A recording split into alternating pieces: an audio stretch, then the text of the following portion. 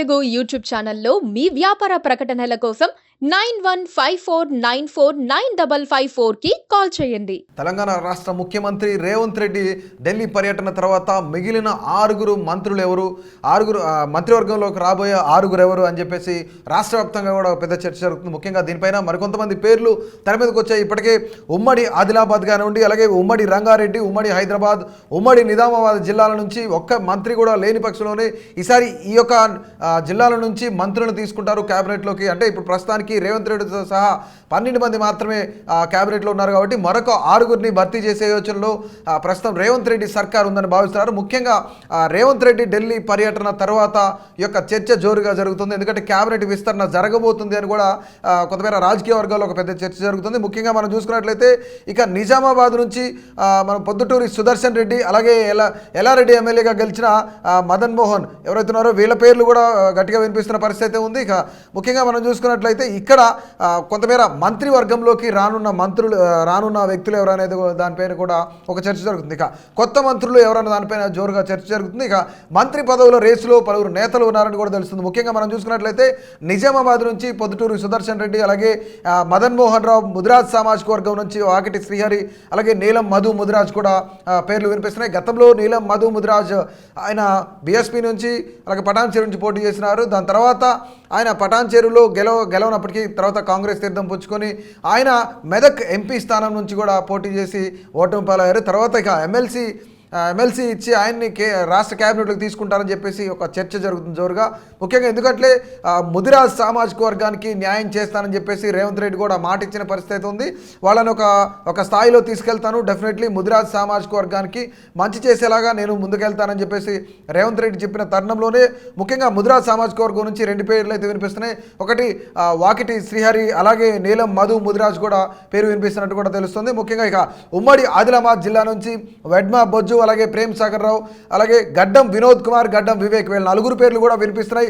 ఉమ్మడి ఆదిలాబాద్ నుంచి గడ్డం వివేక్, అలాగే గడ్డం వినోద్ పేర్లు, అలాగే ప్రేమ్ సాగర్ రావు, వెడ్మా బొజ్జు పేర్లు కూడా వినిపిస్తున్నట్టు కూడా తెలుస్తుంది. ఇక ఎస్టీ కోటాలో డోర్నకల్ నుంచి గెలిచిన రామచంద్రు నాయక్ పేరు కూడా ప్రధానంగా వినిపిస్తున్న పరిస్థితి ఉంది. ఇక గ్రేటర్ హైదరాబాద్ పరిధిలో బీఆర్ఎస్ నేతల గురించి వెయిటింగ్ అని చెప్పేసి కూడా కొంతమేర కాంగ్రెస్ పార్టీ వర్గం నుంచి కొన్ని సంకేతాలు వస్తున్నాయి. ముఖ్యంగా ఈసారి ఎవరైతే కాంగ్రెస్ పార్టీలో జాయిన్ అవుతారో బీఆర్ఎస్ నుంచి దాదాపుగా 20 మంది ఎమ్మెల్యేలు రాబోతున్నారు, బీఆర్ఎస్ ఖాళీ అవ్వబోతుంది అని చెప్పేసి కొన్ని రాజకీయ వర్గాల్లో చర్చ జరుగుతుంది. కొన్ని అంటే జాతీయ మీడియాలో కూడా కథనాలు వస్తున్న పరిస్థితి ఉంది. ఇక ఈ కథనాల నిమిత్తమే ఎవరైతే సీనియర్ నాయకులు ఉంటారో వాళ్ళు ఒకవేళ బీఆర్ఎస్ నుంచి వచ్చినా సరే రాష్ట్ర క్యాబినెట్లో చోటు దక్కించడానికి రేవంత్ రెడ్డి కూడా చూస్తున్నట్టుగా కొంతమేర సమాచారం వినిపిస్తుంది. ముఖ్యంగా రీసెంట్గా వచ్చిన పోచారం శ్రీనివాస్ రెడ్డికి కూడాను ఏదైనా క్యాబినెట్లో మంత్రి పదవి ఇచ్చే అవకాశం ఉందా అనేసి ఒక చర్చ జరుగుతుంది. ముఖ్యంగా ఎందుకంటే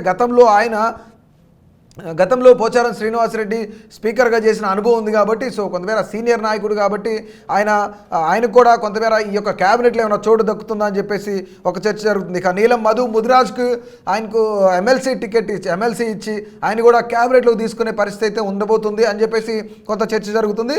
ఇక మైనారిటీ కోటాలో మనం చూసుకున్నట్లయితే మైనారిటీ కోటాలో ఫిరోజ్ ఖాన్ పేరు చాలా ఎక్కువగా వినిపిస్తుంది. ఎందుకంటే మైనారిటీ కోటాలో గెలిచిన ఎమ్మెల్యేలు చాలా తక్కువ, ఎవరు లేరు కాబట్టి అటుపక్క నిజామాబాద్ నుంచి కామారెడ్డి నుంచి గతంలో పోటీ చేసిన షబీర్ అలీ కూడా ఈసారి ఆయన ఓటమి పాలవడంతో ఆయనకి ఎమ్మెల్సీ ఇచ్చారు.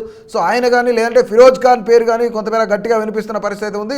ఇక రేవంత్ రెడ్డి ఢిల్లీ పర్యటనతో క్యాబినెట్ విస్తరణ జరుగుతుంది అని చెప్పేసి ఒక చర్చ అయితే జరుగుతుంది. ప్రస్తుతం తెలంగాణ క్యాబినెట్లో 6 బెర్తులు ఖాళీగా ఉన్నాయి కాబట్టి సో వీళ్ళందరి పేర్లు కూడాను తెర మీదకి వచ్చాయి. ముఖ్యంగా రేవంత్ రెడ్డి ఢిల్లీ రావడంతోనే ఈ యొక్క ఢిల్లీ పర్యటన తర్వాతనే, ఎందుకంటే అక్కడ సోనియా గాంధీని కానివ్వండి, రాహుల్ గాంధీని కానివ్వండి కలిసి మాట్లాడిన పరిస్థితి ఉంది. సో తప్పనిసరిగా ఈ యొక్క రాష్ట్ర క్యాబినెట్ని విస్తరింపజేసే అవకాశం చాలా ఎక్కువగా కనిపిస్తుంది, క్లియర్గా కనిపిస్తుంది. సో డెఫినెట్లీ ఏది ఏమైనా సరే రాష్ట్ర క్యాబినెట్లో మరొక 6 బెర్తులను ఖాళీ చేయడానికి రేవంత్ రెడ్డి సర్కార్ మార్గం సుగమం చేసిందని కూడా చెప్పుకోవచ్చు. ఇక ఉమ్మడి ఆదిలాబాద్, ఉమ్మడి రంగారెడ్డి, ఉమ్మడి హైదరాబాద్, ఉమ్మడి నిజామాబాద్ జిల్లాల నుంచి కూడాను మంత్రివర్గంలో ఇప్పటివరకు చోటు దక్కలేదు కాబట్టి 4 జిల్లాల నుంచి కూడాను ప్రాతినిధ్యం ఎవరైతే వహించారో సామాజిక వర్గాల వారీగా ప్రాంతాల వారీగా. సో డెఫినెట్లీ 6 బెర్తులు ఖాళీగా ఉన్నాయి. 6 బెర్తులను కూడాను కొత్తమేర ఫుల్ఫిల్ చేయడానికి రేవంత్ రెడ్డి సర్కార్ కొత్తమేర కసరత్తు చేస్తున్నట్లు కూడా చాలా క్లియర్గా తెలుస్తుంది. ఎవరెవరు ఈ క్యాబినెట్లో ఉండబోతున్నారు, ఎవరికి ఎక్కువ ఛాన్సెస్ ఉన్నాయి, ఎవరికి ఇస్తే మిగిలిన 6 మంత్రి పదవులు ఎవరికి ఇస్తే బాగుంటుంది అనేది కూడా ప్రతి ఒక్కరు కూడా మీ యొక్క అభిప్రాయాన్ని తెలియజేయండి. Please do subscribe to. Please do subscribe to. Please do subscribe to. Please do subscribe to Please do subscribe to. Please do subscribe to KTV Telugu. KTV Telugu. KTV Telugu. KTV Telugu. To KTV Telugu. KTV Telugu. Please do subscribe to KTV Telugu.